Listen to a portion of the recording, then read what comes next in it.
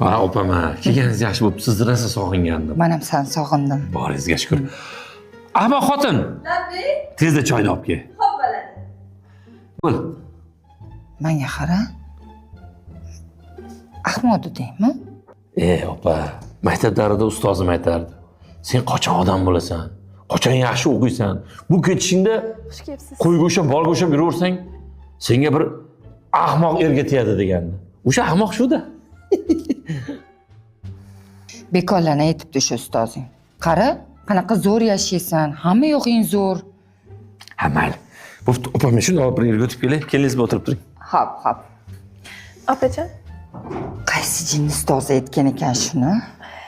ustozi meni onam edi-da.